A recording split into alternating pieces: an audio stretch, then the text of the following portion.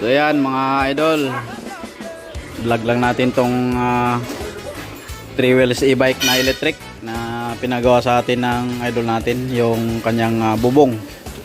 Siyempre mga idol, kasama dyan yung bracket. Yan nga pala yung bracket mga idol na ginawa natin. So simple lang siyang bracket. So dito nga pala nakakonect po yan sa chassis nya. Ayan. Tapos siyempre hindi matatamaan tong ano pag inaangat mga idol. Ayan mga idol. Ayan. Ayan yung kanyang battery. Ayan. So yan lang siya mga loading. So napinturahan na rin po pala ito. Bali kakalagyan na lang siya ng mismong trapal yung bubong. So ito naman yung bracket natin dito sa harapan mga loading. Ayan. Siyempre pinatibay na rin natin yan. Ayan, napakatibay po niyan mga idol.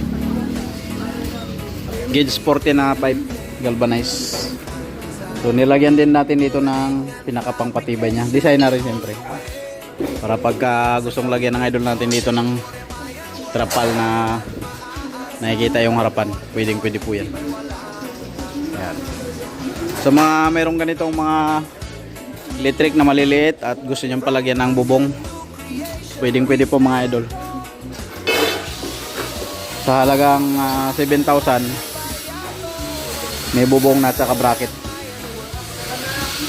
Pagka stainless naman 10,000 mga idol.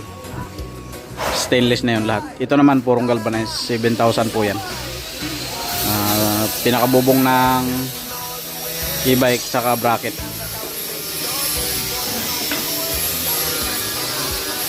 So this process lang po ito mga idol kapag gusto nyo magpagawa. So 2 araw ay makukuha nyo na yung inyong electric. Pagka ganito lang, kapagawa lang ng bubong, bracket sa harap saka bracket dito.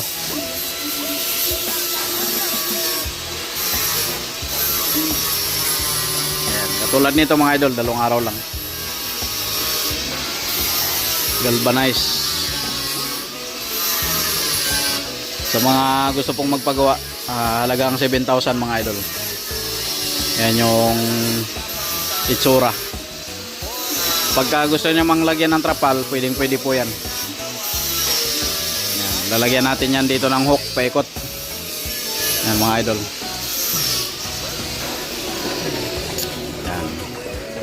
Ang atin pong address ay Villa Estela Subdivision, Barangay Baclaran, Cabuyao, Laguna. Sa mga gusto pong magpagawa ng bubong ng e-bike with bracket na. Yan. So ayan, maraming salamat po mga idol. God bless you po.